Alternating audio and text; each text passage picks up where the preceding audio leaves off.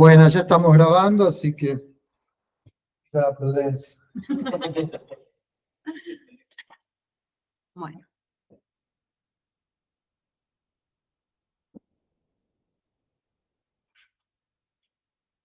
Ahí vamos.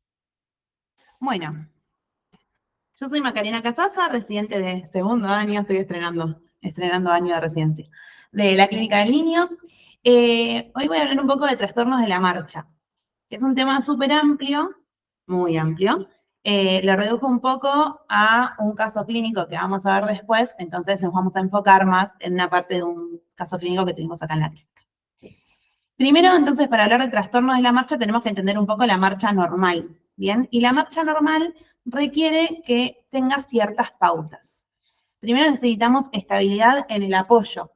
Fíjense, puse este GIF de esta chica caminando como para que veamos un poco cómo es la dinámica, que a veces no la pensamos porque caminamos automáticamente, pero cuando nosotros caminamos, vamos alternando la posición del tronco para no balancearnos hacia el costado de la pierna que estamos caminando, ¿no? Entonces el tronco tiene que tener una estabilidad para no balancearse tanto. Además, el pie que se despega, ¿sí? Va a tener que poder hacer un movimiento de flexión, tanto de tobillo, rodilla y cadera, que se va a tener que coordinar con la fuerza del tobillo estático que queda parado, ¿no? Cada vez que hacemos un paso. También el pie que termina el balanceo se tiene que preparar para el momento de apoyar, tener estabilidad y equilibrio. Y también tiene que ser todo esto con una longitud de paso que nos permita el equilibrio, un apoyo estable, ¿sí? Todo esto con una buena flexión de miembros y extensión del miembro frontal. Y además, todo esto conservando la energía, porque tiene que ser, se dice que es una marcha eficaz cuando tiene el mínimo gasto de energía posible. Entonces, todo esto, aunque es algo que hacemos automáticamente, son cosas que el cuerpo tiene que coordinar y cosas que pueden fallar en el intento. Se dice que aproximadamente a los 3 años y medio se adquiere la marcha madura, ¿sí? Empezamos a caminar mucho antes de los 3 años y medio, pero un niño que no tiene estas 5 cosas bien, no pasa nada hasta los 3 años y medio que se tendría que adquirir la marcha madura. Bueno, y también yendo un poco a lo fisiológico, a lo que tiene que pasar para que todo esto funcione bien, es la contracción muscular, la contracción de los músculos que van a guiar nuestra marcha. Entonces, nosotros tenemos ya en el cerebro que en el área motora suplementaria, en el lóbulo frontal, se planea el movimiento. Después, este que se planea, digamos, viaja por la vía motora hacia el tronco del encéfalo y hacia la médula, y después viaja por las neuronas hacia los músculos, ¿no? Esto es como una simplificación de la vía motora. Entonces, cualquier cosa que pase en el medio también podría alterar la marcha.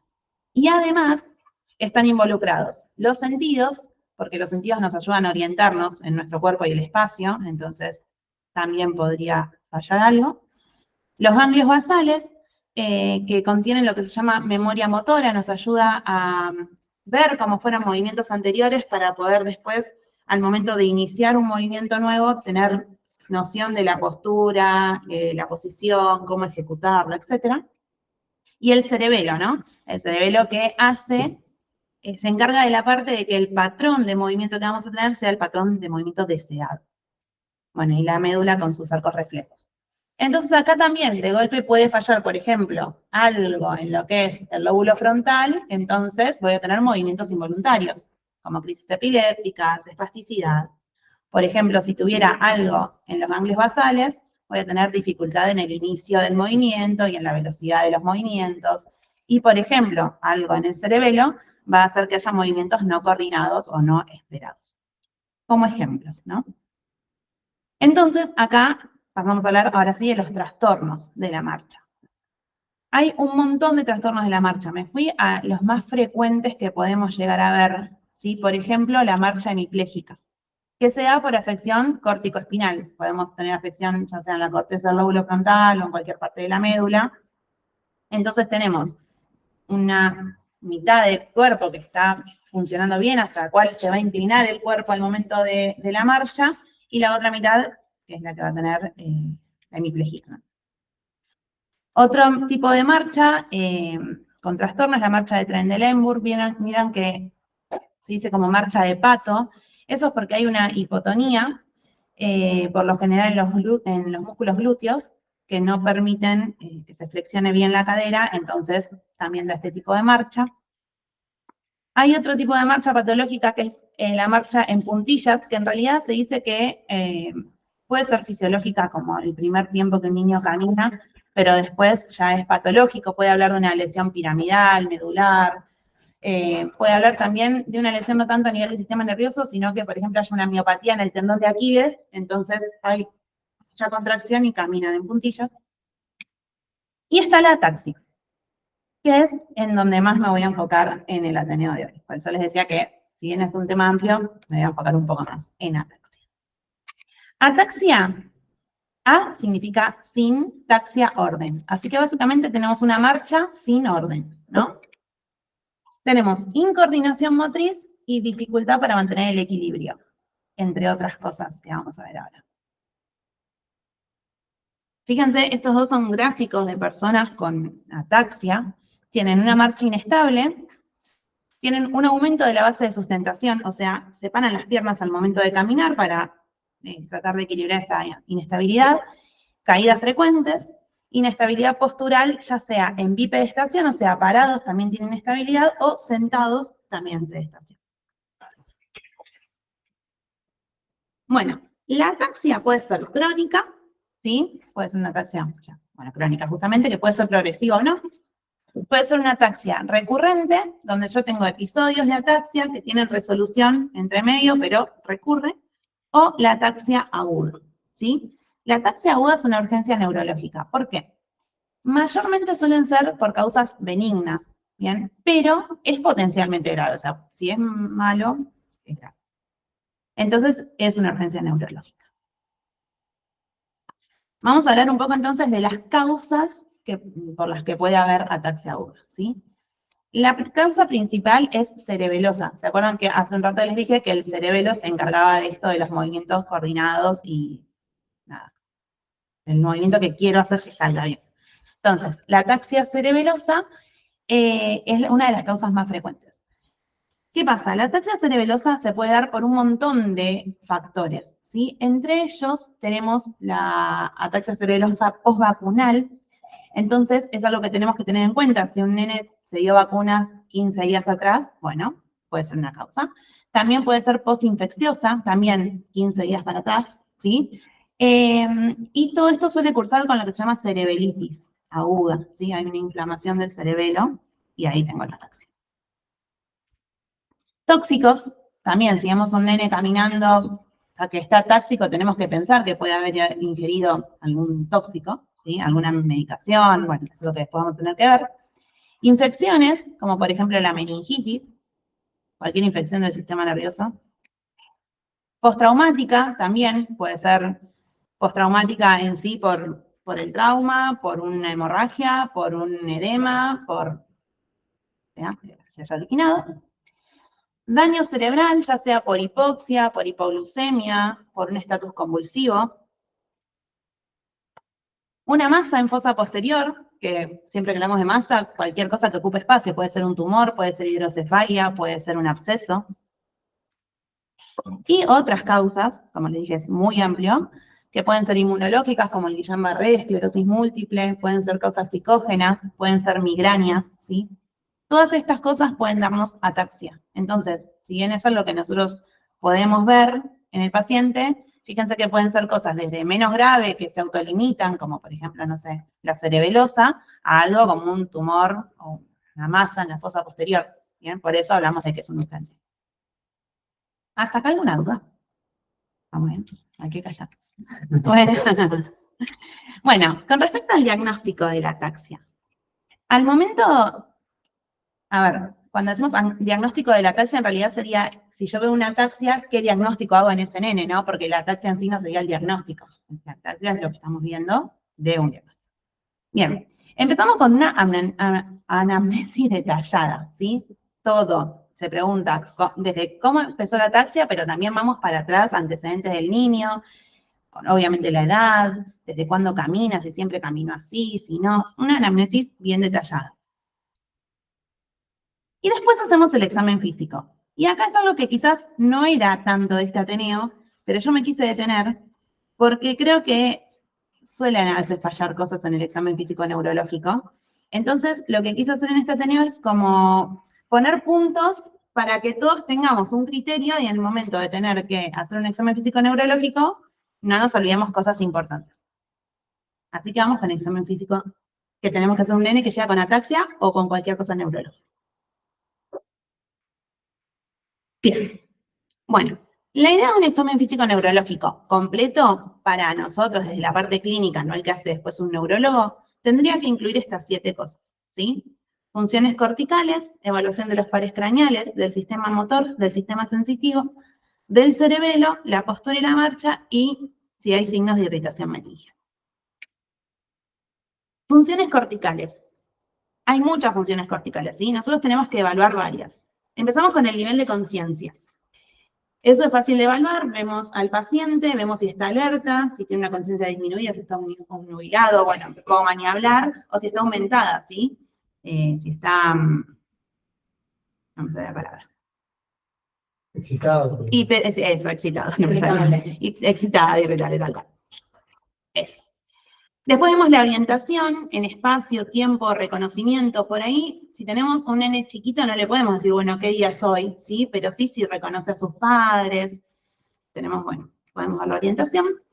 El comportamiento, si es un paciente que está normal, si está tenso, relajado, las emociones, si está muy irritable, que no para de llorar, ¿sí? O si por el contrario, no se, digamos, está como que nada lo irrita, también nos tiene que llamar la atención. El lenguaje, ¿sí? Si comprende, si hay alguna afasia, disartria. La memoria inmediata, la memoria reciente y la memoria remota, ¿sí? Si nos vamos bien para atrás. La capacidad constructiva perceptiva, praxias, gnosis. Recuerden que praxias es lo que, digamos, las habilidades motoras que aprendieron. Gnosis es el reconocimiento de objetos, por ejemplo, podemos ver. Y la exploración del lóbulo frontal, viendo ejecución motora, capacidad de juicio, si inhiben comportamientos inadecuados. Nosotros fíjense que sin hacer mucho, sino con 2 o 3 preguntas o simplemente viendo el estado del paciente. Interrupción. Sí. Me estoy acordando de un paciente, que todos conocen, que no es el paciente que vas a presentar hoy, así que lo puedo decir, que se le pidió que escriba y no podía escribir, ¿no? ¿Sí? ¿Cómo se llamaba lógicamente eso? No, la capacidad, la cara. Lógicamente, ¿cómo lo llamaron? Es un tipo de afasia. Sí, bueno. es como afasia de digrafia, pero no. Digrafia. Sí. Digrafia, era una niña grande. Y también tenía inhibición del lóbulo frontal. También. Hablaba de sexo, delante de los padres. Era una niña grande, educada, instruida, cuando se le pide que escriba las cosas normales que sabía escribir, pero el secundario no podía escribir, tal cual. No podía escribir su nombre, de hecho esa nena no recordaba el nombre del papá. Entonces fíjense que quizás con 2 o 3 preguntas en realidad podemos evaluar todo esto de funciones corticales, no es que tenemos que estar 1 hora haciendo. Bueno, este era uno de los 7 puntos igual. Después tenemos los pares craneales. Importantísimo evaluar los pares craneales. Porque justamente si estamos diciendo que puede haber algo en fosa posterior, tenemos tronco del encéfalo, tenemos que evaluar pares craneales porque todos salen de ahí, ¿no? Bien, recordemos un poco los pares craneales. Oh, madre, por ti me fui a Galicia, no esperes hijos, es la regla neumática. Esa es su salsa. Primer par craneal, es una regla mnemotécnica para saberse los pares craneales. Primer par craneal, el nervio olfatorio. ¿Cómo lo evalúo? Si la persona tiene capacidad de oler, ¿no? Segundo par craneal, el nervio óptico. Puedo evaluar agudeza visual. Obviamente puedo hacer un fondo de ojo, pero eso ya no lo vamos a hacer nosotros, pero sí, si el paciente ve, si ve colores. Bien. Después, el tercer par craneal, que es el motor ocular común, el cuarto, que es el patético, y el sexto, que es el motor ocular externo, los puedo evaluar viendo los movimientos oculares y el reflejo pupilar, ¿sí? Con la luz. El quinto par craneal le da sensibilidad a todo lo que es la cara, ¿sí? Entonces, lo podemos evaluar con cualquiera en realidad, pero bueno. La forma de evaluarlo semiológicamente, que es fácil y no cuesta nada, es hacer al paciente que cierre los ojos y con 2 tipos de textura, puede ser este y este, por ejemplo, para pincharlo, vamos diciendo, bueno, qué siente y evaluarlo en toda la cara de los 2 lados. ¿Sí? Entonces el paciente te puede decir, bueno, siento que me pinchas, siento que me acaricias, Y así evaluamos la sensibilidad. Y después el reflejo corneal, que es con un palito, con un poquitito de algodón en la punta, apenas rozamos la córnea, así un poquito, cierra los ojos, parpadea. Entonces así evaluamos el quinto par craneal. El séptimo par craneal, que es el nervio facial, le da movimiento a los músculos de la cara, entonces le hacemos al paciente fruncir el ceño, levantar las cejas, inflar los cachetes, cerrar los ojos, mover la cara básicamente. Y también, bueno, inerva los 2/3 anteriores de la lengua dando gusto, entonces le podríamos hacer probar algo, pero eso ya es más difícil. Vamos a ver como las cosas que sí tenemos que hacer. El octavo, auditivo, así que es escuchar. Noveno y décimo, el noveno es el glosofaringeo y el décimo es el neumogástrico, entonces tiene que ver todo lo que es faringe, ¿sí? Entonces, ya diciéndole al paciente que diga ah, abriendo la boca, evaluando el reflejo faríngeo con el baja lengua, toco, ¿sí? Lo que sería la faringe, y hace un reflejo nauseoso, o diciéndole al paciente que trague y evaluando que pueda tragar, voy a evaluar esos dos pares craneales. El décimo primero es el nervio espinal, le da tono y fuerza al trapecio y también al esternocleidomastoideo. Entonces, si yo, por ejemplo, le sostengo los hombros al paciente y pido que haga que me importa, ahí podría evaluar ese par craneal. Y el décimo segundo, el hipogloso, la lengua, que la mueva para los costados, para arriba, para abajo, y ver cuando la deja estática, si no se va sola para un costado o para el otro, así estaría evaluando. Esto después, si quieren, se los paso, si les gusta. Nada, entonces, así, fíjense también, no me lleva mucho tiempo, evalúo los pares craneales. Entonces, funciones corticales, pares craneales. Después tenemos el sistema motor. El sistema motor voy a evaluar el tono muscular, la fuerza muscular, ¿sí? Eso vieron todas las maniobras que hacemos para que venzan la fuerza. Le sostenemos el brazo y pedimos que lo suba, le sostenemos la pierna, pedimos que patee, ¿sí? Los reflejos osteotendinosos, ¿sí? Los reflejos superficiales, que tenemos, por ejemplo, el reflejo de Babinski, que tocamos la planta del pie, y lo normal es que los dedos se contraigan, si se extienden sería patológico. Y movimientos anormales, como disinesias. Las disinesias las podemos evaluar, por ejemplo, haciendo que el paciente haga este movimiento, tipo de pinza. Entonces, por ejemplo, una bradicinesia sería que no lo pueda hacer rápido, que vaya lento. Una hipocinesia sería que no pueda llegar a juntar porque es como que está acortado el movimiento, y asinesia que no la mueve. O temblores. Bien, el sistema sensitivo, un poco lo exteroceptivo, calor, dolor, tacto, ¿sí? Propioceptivo, saber cómo están sus partes del cuerpo sin tener que mirarlas. Sensibilidad cortical, discriminar entre dos puntos, ¿sí? Lo sensitivo se evalúa relativamente fácil. Cerebelo. El cerebelo, ¿quién se acuerda de qué se encargaba el cerebelo? Lo dije hace 3 minutos. Equilibrio. Claro, en realidad también que los movimientos coordinados, tal cual. Exacto. Entonces, fíjense, a este paciente lo que haga es que ponga, alterne con las manos, de ponerlos de palma, dorso, y hacerlo lo más rápido posible. Y fíjense que se traba, no lo puede hacer. Eso se llama disdiadococinesia. Y después está la dismetría, donde se le pide al paciente que con los ojos cerrados se toque la punta de la nariz, y también si no llega, es una dismetría. Entonces, con eso podemos evaluar este movimiento coordinado de que hablábamos que hacía el cerebelo. ¿Estoy yendo muy rápido? No. Bien. Después, postura y marcha. La marcha, obviamente, la evaluamos haciendo caminar al paciente, ¿sí? Y la postura la podemos evaluar con la prueba de Romberg, donde pedimos que el paciente se quede parado, primero parado, normal, con un pie al lado del otro, lo miramos, que se quede parado, quieto, después que cierre los ojos, y evaluamos también si lateraliza, si se queda quieto. Y después, el signo de Romberg sensibilizado es que ponga un pie delante del otro, y lo mismo, primero con los ojos abiertos, después cerrados. Si no puede mantener el equilibrio, es porque algo está fallando. Y por último, los signos de irritación meningia, que quizás son los que más solemos hacer, porque son también los más groseros al momento de verlos. Brudzinski, donde se levanta, fíjense, la cabeza y al bebé se le levantan las piernas. Vamos a pausar. Ernie, donde si queremos levantar la pierna sin flexionar la rodilla, causa mucho dolor a nivel de nuca y cabeza, y también levantan la otra como para compensar este dolor.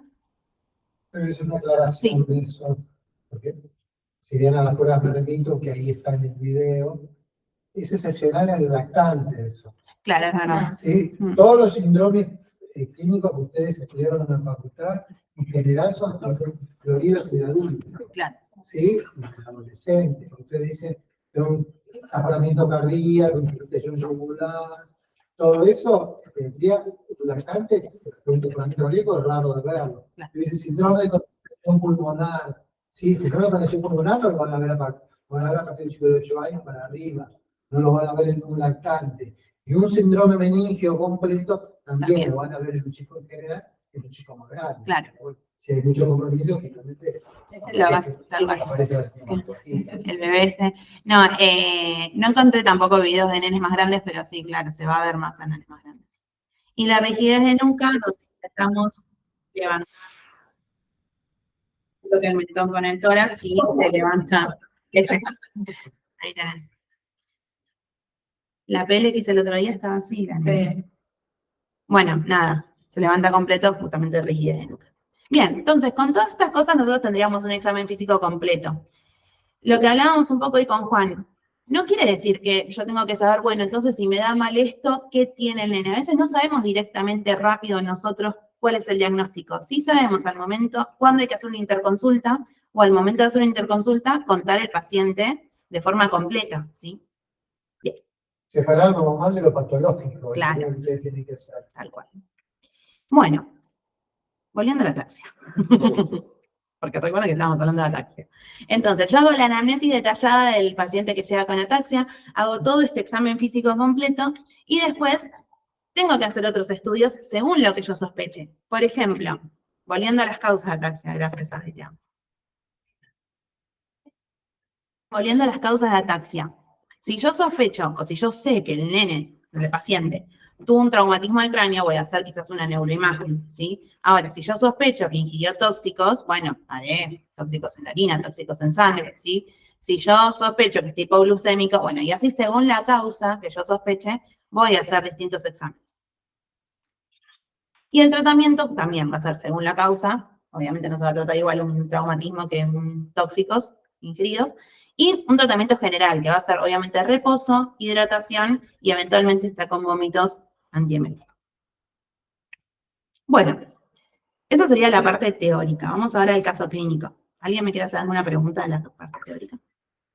Yo vuelvo un poco a lo que estamos conversando, a la necesidad de ese examen neurológico, no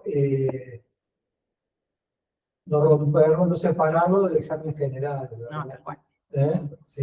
Ir solamente a la patología neurológica, ¿sí? Si no, no terminaríamos nunca. Pero tienen que empezar por el ABC, ¿sí? Y ahí en eso contextual, el examen neurológico. Un estado confusional puede deberse a un estado de shock, por ejemplo. Tal cual. ¿Sí? O un estado de deshidratación, ¿sí? No, yo le siento que a los chicos del órgano de la piel, es como que no existe en esa física. Claro, pero el triángulo de evaluación pediátrica, que ya lo van a ver, que indica en el PALS, el programa de revelación avanzada, dice que la evaluación pediátrica inicial es de 30 a 60 segundos, es auditivo visual sin tocar al paciente. Uno tiene un triángulo con 3 lados, en uno está el trabajo respiratorio, en otro está, como dice la línea, la circulación a nivel cutáneo. Y en el otro está lo neurológico, claro, el estado de conciencia. En el otro está la apariencia. En el otro está la apariencia.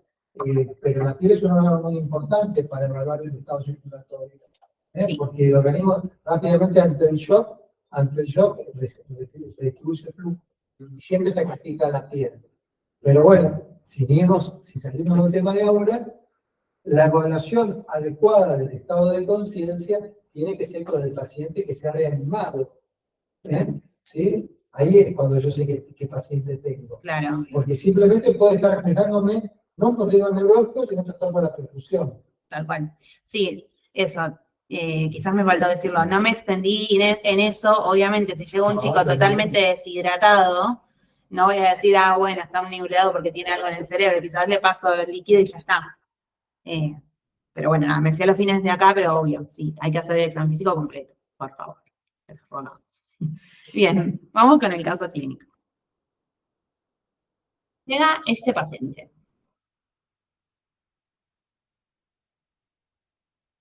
Lo voy a poner de vuelta, porque voy a hacer preguntas.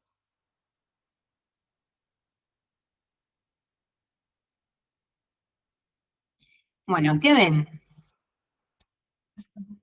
Trastorno de la marcha. Muy bien, así se llama el Ateneo. Bueno, claramente tiene un trastorno de la marcha. Este niño tiene una ataxia, ¿sí? Fíjense que es una marcha que no es coordinada, que aumenta la base de sustentación, ¿sí? La mamá consulta porque nota esto, una ataxia de 48 horas de evolución y cialorrea, ¿bien? Acá lo que puse es datos positivos al examen físico, porque si es un examen físico completo, muchas cosas estaban normales. Los datos positivos es que si era un nene vigil reactivo, estaba táxico, con pupilas anisocóricas, o sea, distintas sus reacciones. La derecha estaba menos reactiva que la izquierda.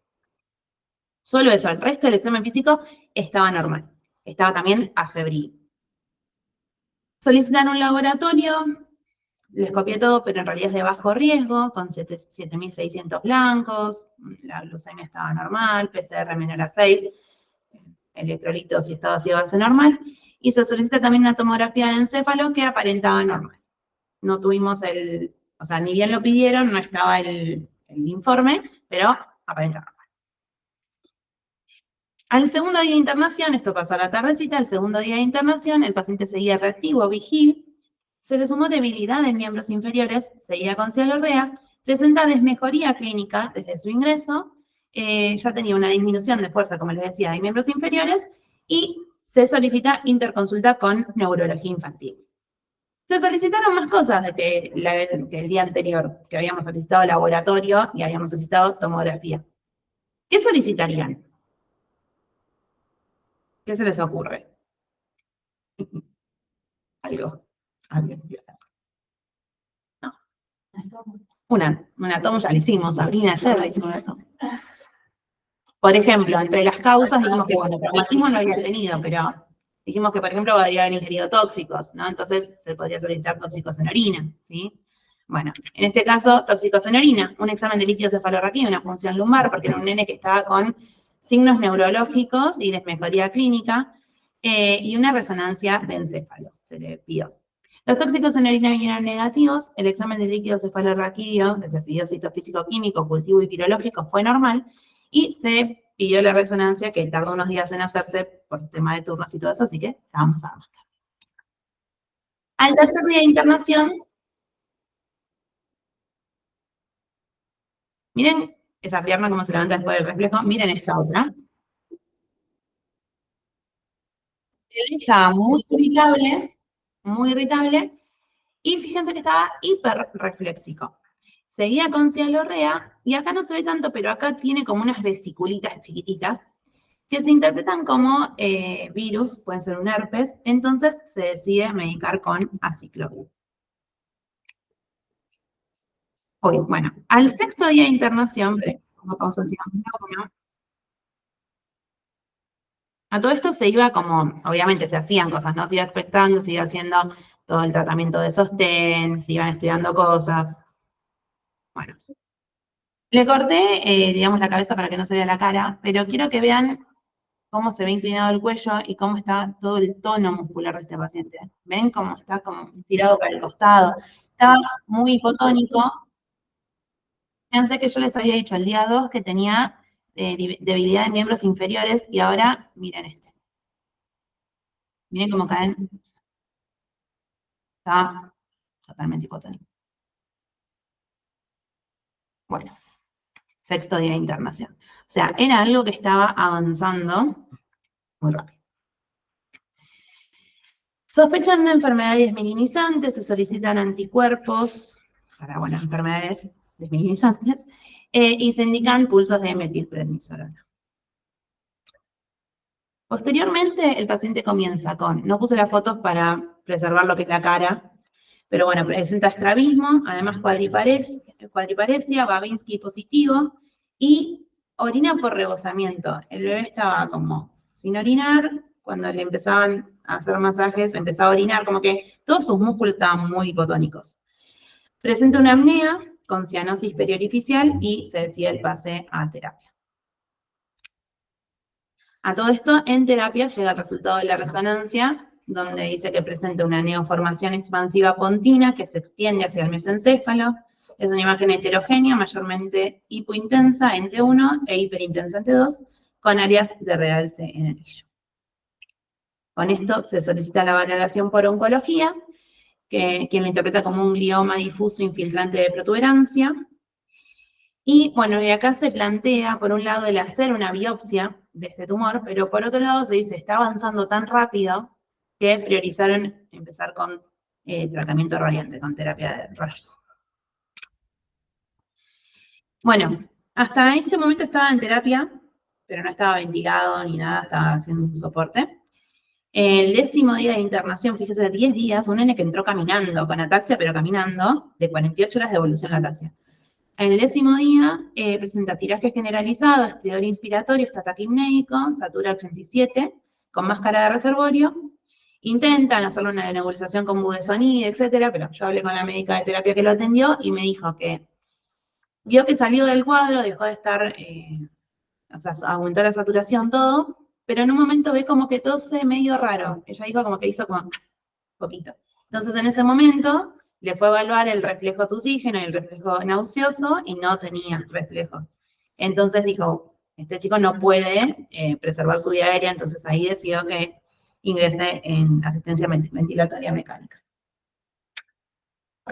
Bueno, y posteriormente ya con el paciente en ABM, la verdad con un deterioro bastante rápido, se deriva para realizar radioterapia en otro hospital, y bueno, actualmente se encuentra en tratamiento. Este es un paciente, bueno, la indicación de intubación, un poco que estamos comenzando a recibir unos grandes criterios de intubación y ventilación mecánica. Este es un paciente que estaba riesgoso dejarlo acá sin intubarlo, y mucho más riesgoso iniciar un traslado. O sea, asegurar la vía aérea en este contexto es fundamental para un traslado seguro. Así que eso también está en la ponderación de la decisión de intubarlo. Varias cosas del paciente. El paciente tuvo un proceso diagnóstico, ¿sí? Algunas cosas se iniciaron en función del diagnóstico de nivel inmediata en la resonancia, ¿sí? El paciente ingresa, se sospecha un Guillain-Barré, se hace la punción, no se confirma, se lo sigue evaluando, se sospecha una enfermedad diagnosticante, enfermedades muy agresivas, evolucionan rápidamente. Bueno, se consensúa con el neurólogo empezar el tratamiento con el uso de mifepristolona, ¿sí? Para evitar la progresión al referéndum de la resonancia. Bueno, vino la resonancia y todos nos sorprendimos enormemente con el diagnóstico. Eso tiene un diagnóstico prácticamente igual clínicamente que si tuviera la anatomía patológica, en términos funcionales, ¿sí? de idioma diferenciado. Y es un paciente de cuidado paliativo. Sí. Es un paciente simplemente para hacer radioterapia y darle tiempo a la familia que reciba ayuda tal que. Tal cual. Pero no por nada mismo de pensar que va a salir adelante. No, tal cual, es paliativo.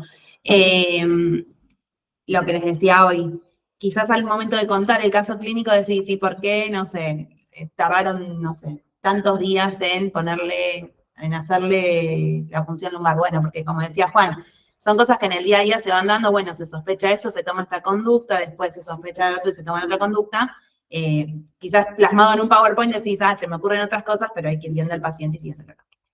Bueno, y eso fue todo.